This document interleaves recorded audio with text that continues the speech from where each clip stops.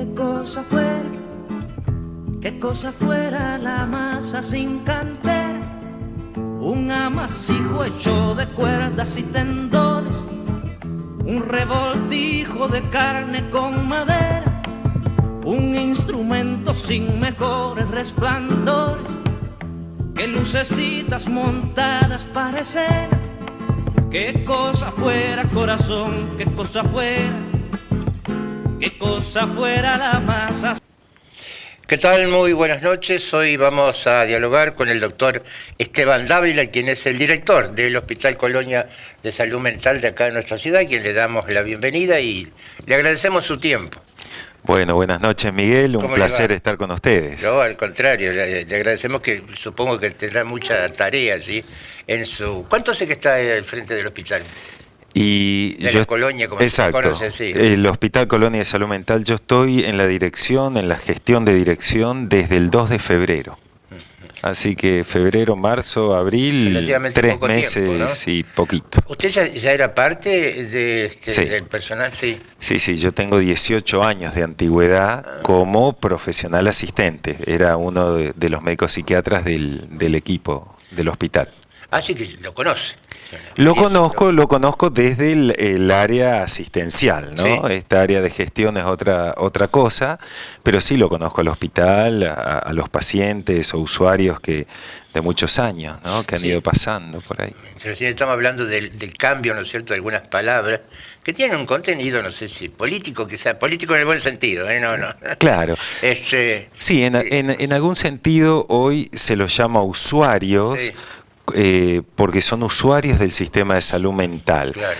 Por ahí se piensa que utilizar el término paciente podía hacer alguna apología de enfermedad. Alguna diferenciación. Claro, alguna diferenciación. Y usuario era más benévolo.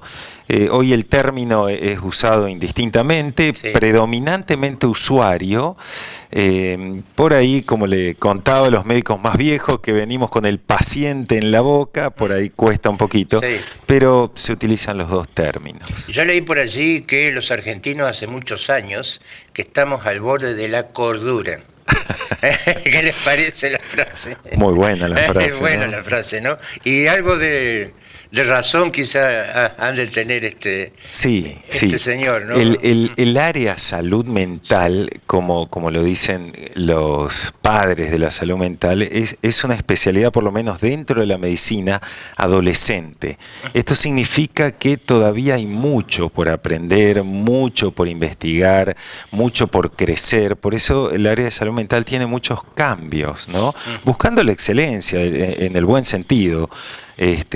Pero es como que son áreas, hay otras especialidades que están casi completas, entendidas, casi comprendidas. Salud mental todavía hay mucho más, entonces yo creo que con los años se irá aprendiendo mucho más. ¿Hay una definición de salud mental? Sí.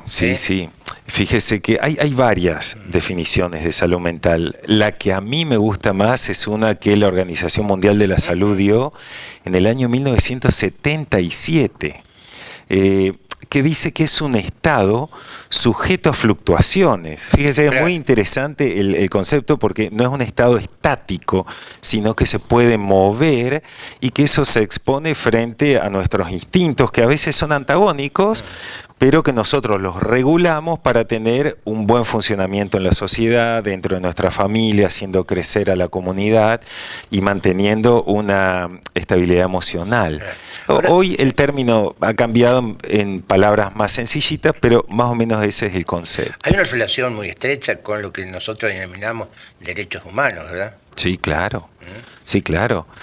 Salud mental y derechos humanos están muy de la mano. Si respetamos los derechos humanos va a haber salud mental, y si hay salud mental vamos a respetar los derechos humanos. Claro, sí, claro. Fíjese que, no sé cuál de los, pero dice derechos civiles, políticos, sociales y culturales. Habla de los derechos humanos, esto es las Naciones Unidas, ¿no? Claro. Y después hay leyes nacionales y leyes provinciales, creo. ¿Y de alguna manera se complementan o surgen algunas diferencias? ¿No? Sí, claro. La Declaración de los Derechos Internacional de los Derechos Humanos actúa, funciona como constitución de constituciones, Sí. ¿no? Es una legislación que trasciende a todo el globo, a todo el planeta, ¿no? Trasciende los países. Desde esa Declaración de Derechos Humanos van saliendo distintas declaraciones internacionales que dieron lugar a una ley que está en la Argentina, que es la Ley Nacional de Salud Mental 26657, Sí. que es bajo la cual se rige lo que es salud mental dentro de nuestro país, ¿no? Al estar enlazado con la Declaración de Derechos Humanos, el poder de esta ley es una categoría constitucional, digamos, no es una ley que se cambia claro. así Sí, nomás, sí, sí, sí, sí. sino que tiene esa categoría. Y el desafío es cómo reglamentar, cómo instrumentar para poder aplicarla de la mejor manera, ¿no? Protegiendo a la población. Tanto la noción de salud mental como todas las leyes que tratan el tema han ido cambiando obviamente con el tiempo, ¿no? Usted no, porque es más joven. Es más joven que yo, pero pero no tan joven. Yo recuerdo, ¿no es cierto?, toda la historia y las fábulas que había sobre establecimientos como este, ¿no? Y bueno, hay películas, hay libros, ¿no es cierto? Atrapados sin salida, por ejemplo, es tremendo eso, ¿no? Claro. Sí, hay una fantasía en relación a lo que es salud mental, porque un trastorno mental lo que hace es afectar la cognición, afectar las emociones y afectar la conducta de la persona. Entonces, a veces vemos una persona con una afectación cardíaca y nos sentamos y hablamos con él y está con su afectación, pero no se nota. En cambio, cuando vemos una persona con un desajuste mental al afectar su conducta también, eso es evidente y llama la atención y por ahí nos pone en alerta, ¿no? Entonces, yo creo que a partir de ahí, vuelan los fantasmas por todos lados para agrandar algunos trastornos. La realidad es que quien tiene un trastorno mental, que a la verdad podemos ser cualquiera de nosotros, por eso ese concepto de un estado de fluctuación. No hay virus, Tal cual. Claro, no hay contagio. Uno no sabe en que todos estamos, somos potenciales enfermos. Por supuesto, mentales, ¿no es por cierto? supuesto, ¿Verdad? claro, porque la salud mental está muy atravesada por muchos elementos, ¿no? Cuando hablábamos del concepto decíamos para poder funcionar dentro de una sociedad que podamos ayudar, que podamos crecer, entonces eso implica que nuestras vivencias van a impactar sobre nuestra salud mental, ¿no? Y lo que no terminé de decirle del concepto de trastorno de salud mental que afecta nuestra cognición, nuestras emociones y nuestra conducta, es que llevan a un sufrimiento y a una incapacidad. Por lo tanto, es bastante delicado el tema y por eso es tan importante que se pueda tratar, que pueda haber un espacio, que puedan existir estos hospitales, que podamos formar profesionales para tratar esto, ¿no? Claro, ahora la salud mental no solo se reduce a quienes están allí, ¿no es cierto?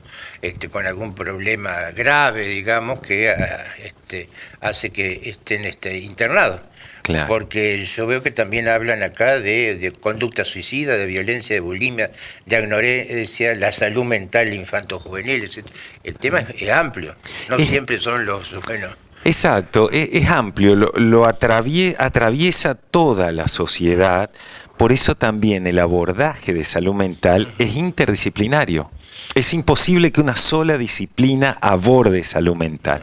Desde la medicina está la psiquiatría, pero está la psicología, están los trabajadores sociales, están los psicopedagogos, están los acompañantes terapéuticos, están las maestras, están los clubes, están las iglesias. Es decir, salud mental es una cosa, es una construcción que hay que trabajarla entre todos, ¿no?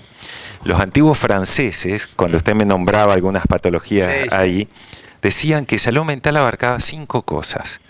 Y decía, está el que se salió de la realidad.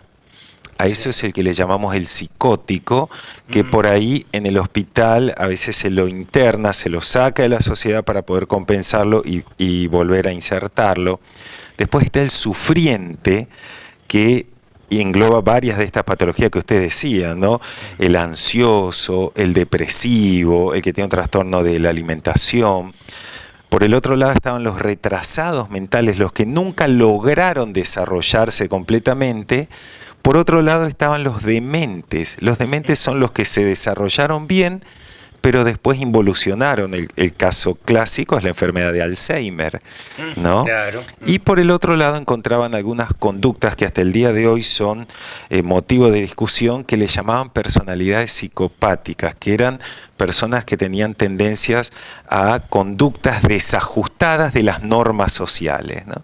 Y ahí englobaban lo que era salud mental. Hoy todo eso está clasificado mucho más grande, pero pedagógicamente es muy simpático, como lo dicen los franceses, y realmente muestran el espectro de la salud mental. Claro. Usted nombra a los franceses, se me viene a la memoria Michel Foucault, ¿no es cierto?, que no siempre ha analizado el vigilar y castigar y todo eso, y uno se imagina, ¿no es cierto?, o ha visto que los establecimientos de salud mental, por así, no estoy diciendo que sea así, sino que uno se lo imagina, ¿cierto?, con la gente vigilada y a veces castigada también, ¿no?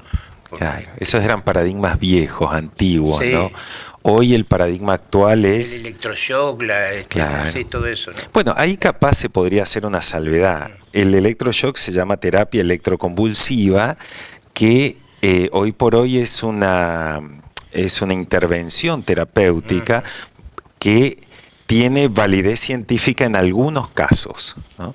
De hecho, nuestro cerebro funciona químicamente, pero también funciona de manera eléctrica, sí, ¿no? Sí, sí. Entonces, por eso esas intervenciones eléctricas. De todos modos, hoy, volviendo al tema central, el paradigma es un hospital abierto, es un hospital inserto en la comunidad, con mucha interacción con la comunidad. Quien está en los hospitales no son delincuentes, no son malas personas, al contrario, son personas que por algún motivo han tenido algún padecimiento en su salud mental y estamos tratando de ayudarlo. Hoy el hospital tiene una mirada muy diferente, ¿no? Es un lugar benévolo, apacible, amigable y con toda la intención de poder resocializar a quien tiene que tener algún pasaje por ahí, ¿no? Sí, creo que una ley también, ¿no?, que trata de que los pacientes vuelvan con su familia o con quien pueda Claro. sostenerlos, ¿no?, fuera de las instituciones. ¿Esto sigue vigente? Sí, esa es la ley actual. Si tiene un nombre difícil de pronunciar. Ajá.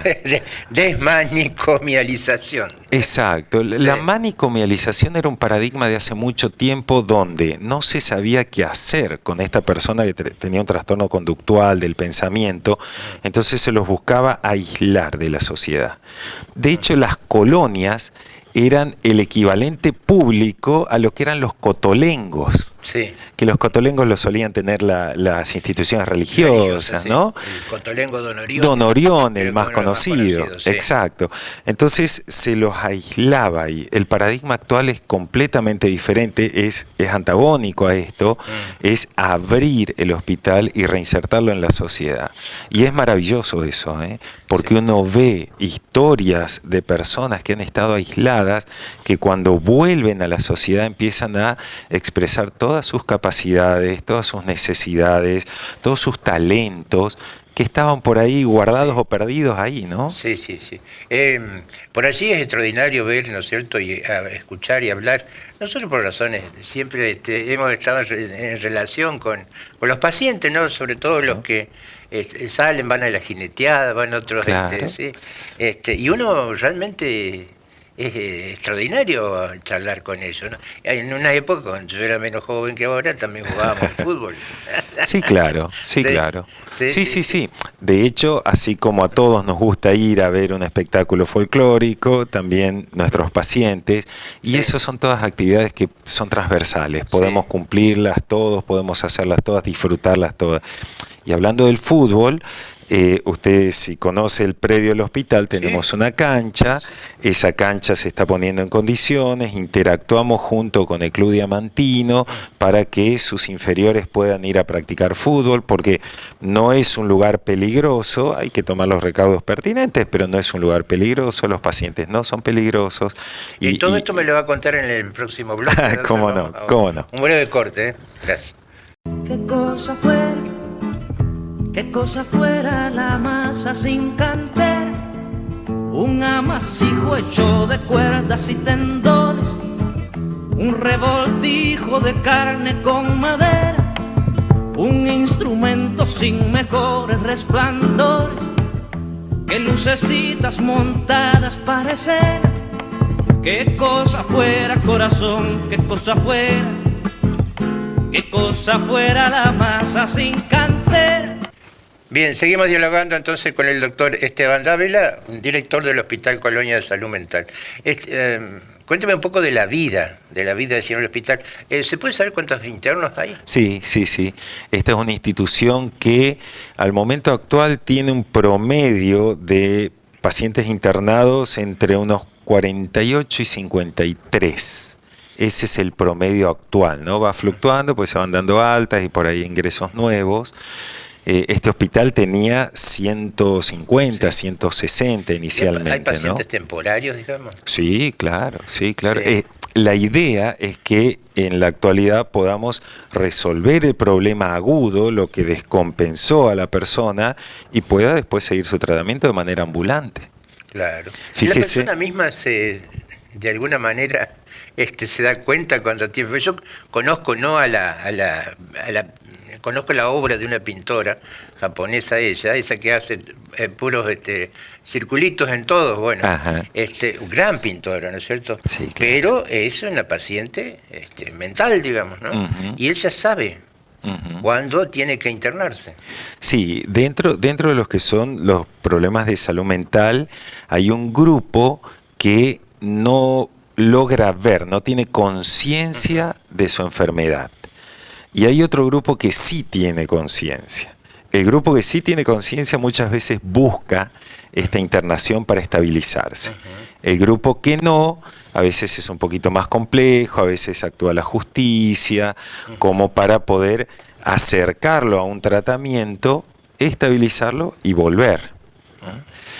Así que alrededor de, me decía, ¿cuántos internos? Un promedio de 50, ¿no? Más o menos, con la intención de ir bajándolo progresivamente, sí. ¿No? Igual, acá cabe aclarar que estos son los internados, porque también el hospital tiene un servicio de consultorio externo que tiene un promedio de unas 300 personas por mes, 300 y un poquito más. ¿300 personas está diciendo? Sí. ¿Esto tiene algo que ver con las adicciones? Sí. Es un tema grave, ¿no? Ese es un tema delicadísimo. Ese es un tema delicado. Y sí, claramente una persona bajo los efectos de una sustancia logra entrar en un trastorno de salud mental porque cambia sus emociones, sus conductas, su capacidad de medir el peligro, su impulsividad. Entonces, sí, es abordado en el hospital también. Sí, bueno, en ese sentido me decía ya está jubilada, ¿no es cierto?, pero trabajó muchísimo tiempo así, que nosotros los armamos, dice, los chicos, porque realmente parece que son chicos, ¿no? Y serán grandes también. Los armamos los chicos, pero después en algún momento los tenemos que vuelven a la sociedad y vuelven, y no hay nadie, ahí hay un déficit, ¿no es cierto?, que el Estado tendría que contemplar a esos chicos que salen después de una cura o de relativamente volver a su equilibrio, pero después, porque la adicción es incurable. Eso es cierto. Eso yo lo interpreto como un desafío todavía, ¿no? Un desafío que nos atraviesa a todos, desde el ejecutivo, el legislativo, así como toda la sociedad. ¿Cómo hacer el seguimiento? El hospital lo que les puede brindar es una desintoxicación, limpiar las sustancias y después poder seguir acompañándolo por consultorio externo.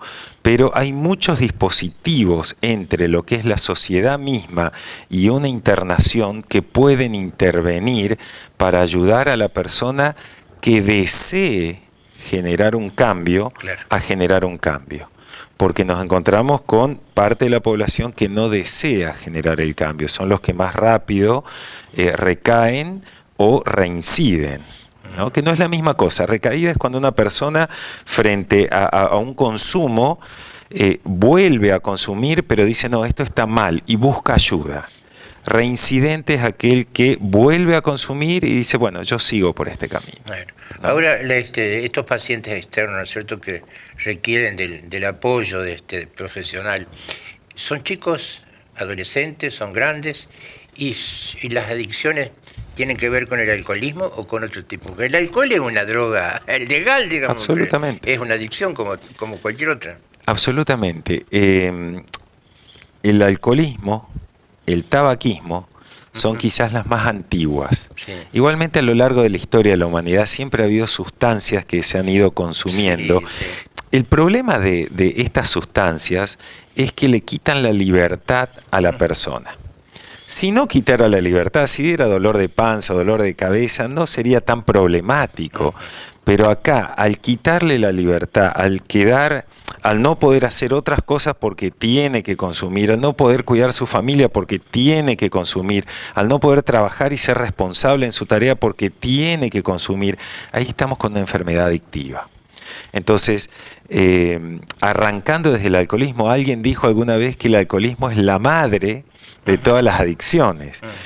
Los mexicanos tenían varias estadísticas donde ellos decían, esto inicia con tomando cerveza, después fumando, después marihuana, después cocaína y el resto. La mayoría empezaba así. Había otro grupito que empezaba fumando, tomando alcohol, marihuana y el resto. Y las otras tenían porcentajes muy bajos. Por eso sí, el alcoholismo es una enfermedad que genera una adicción, tal vez la más difundida, Sí. la más difundida, y es muy incapacitante. Vuelvo a decir, ¿cuándo nos podemos dar cuenta que estamos con un proceso adictivo? Cuando esto, lo decía Alonso Fernández, que es un emérito de español, quizás él y el doctor Jelinek de Nueva York sean los referentes más sabios en alcoholismo. Ellos decían, cuando esto me quita la libertad, ¿no? Y la libertad es esto, mi tiempo para funcionar, mi tiempo para trabajar, para producir, Menos para etcétera. pensar. Exactamente. Claro. Sí, y uno a veces piensa justamente por qué no se controla mucho mejor, ¿no es cierto?, las adicciones y sobre todo la distribución y venta, ¿no? Usted sabe que eso es motivo también de mucha discusión. Sí, sí, sí. En algún momento, capaz usted se acuerda de la ley seca, Sí, sí, cuando se prohibió las destilerías de whisky, sí, ¿no? sí. Que aparece Al Capone y todo el narcotráfico de esa época. Bueno, cuando hicieron regulaciones muy fuertes, la historia mostró que aumentaba por un negocio paralelo. Claro. Cuando hicieron más liberación, parece que bajó. Entonces, eso hoy está discutido, más control, menos control, cómo, cuándo. Lo que sí sabemos es que hay que educar. Sí sabemos que la población tiene que saber que cuando toma bebidas alcohólicas, cuando consume un porro, tiene que saber lo que va a pasar. Ese es el deber científico. Si nosotros estudiamos y aprendimos algo, eso es muy importante decirlo. Y eso se inicia en el jardín de infantes, si quiere usted. Mire, en la escuela, hace un tiempo estaba en una discusión con adiccionólogos y ellos decían, llegamos tarde. Nos vamos a la escuela secundaria a dar una clase, pero tenemos que empezar más abajo porque las edades de consumo están un poquito más abajo. Y cuando se generaliza, se normaliza, es más fácil acceder y entonces sí, realmente empiezan más abajo. Volvemos a la colonia. Dicen que hay una relación entre el personal, ¿no es cierto?, y los residentes, ¿no? Una relación numérica.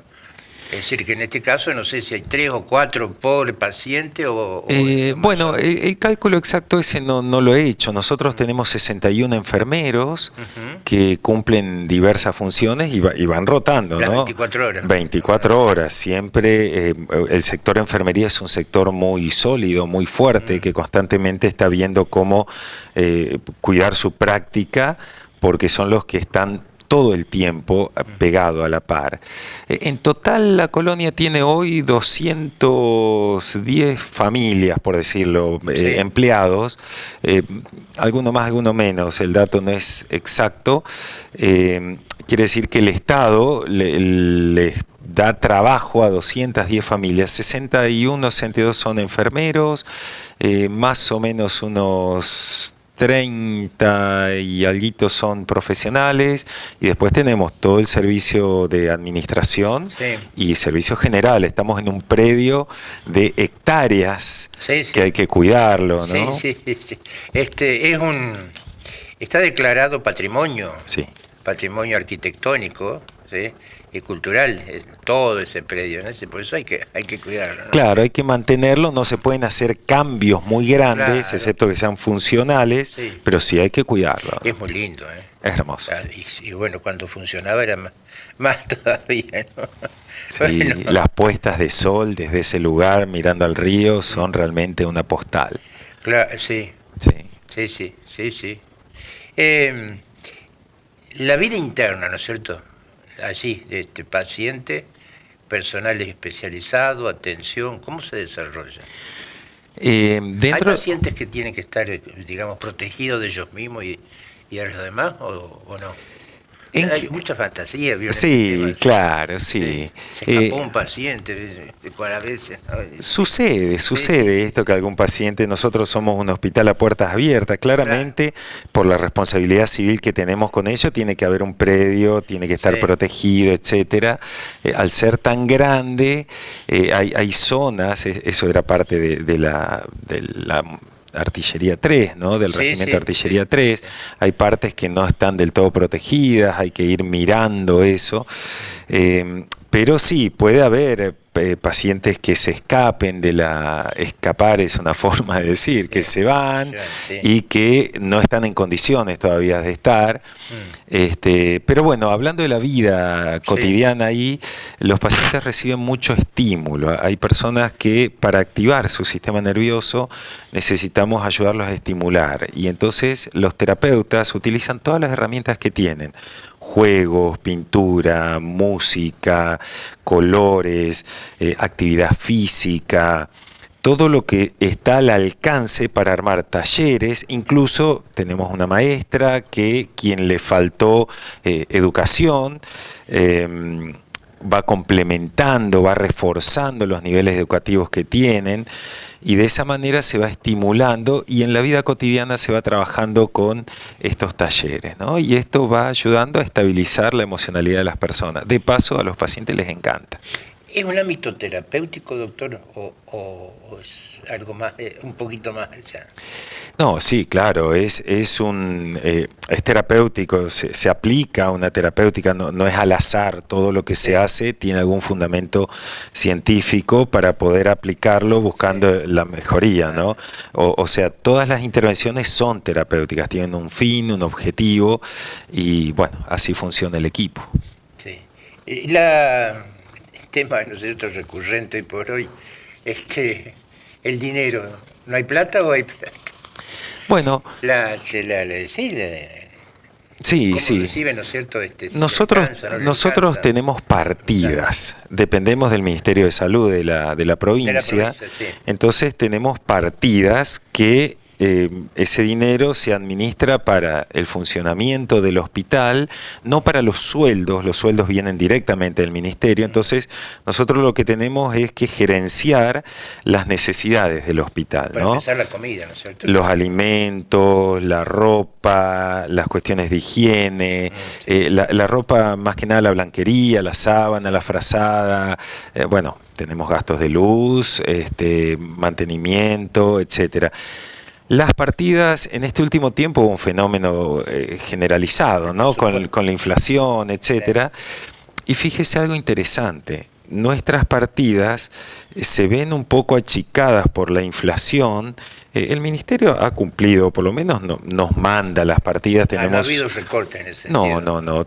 Es más, en algún momento que hemos quedado muy justito, hemos pedido a ver si nos daban una ayudita más, y ha habido muy buena voluntad y nos han mandado la ayuda, lo cual es bueno porque nos permite seguir funcionando. Sí, todo es acotado, y lo que en gran medida achicó la partida tiene que ver con los medicamentos.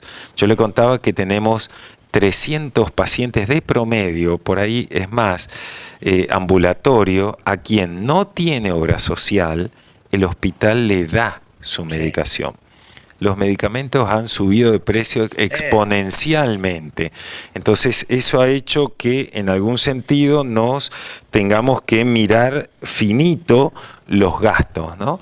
Pero bueno, tenemos un administrador muy bueno que está muy ahí al dedillo con esto. Con los números finitos. Con los números finitos, sí, el señor Luciano La Rosa, que él está constantemente mirando y de esa manera podemos ir cubriendo las necesidades, ¿no? A ver, necesidades domésticas, como en un sector de la cocina se necesitaba un tanquecito para poder lavar bien las cosas cuando se corta el agua, ¿no? Bueno, entonces van esas cuestiones domésticas, agrandar algún lugar, poner algo para calefaccionar en uno, en otro, etcétera. Y también las cuestiones estructurales grandes, que también son pertinentes, ¿no? Así que tenemos que ir mirando, jugando con eso, y lo vamos haciendo. Es un desafío mes a mes. ¿Y los pacientes reciben visita de sus familiares? Sí, claro.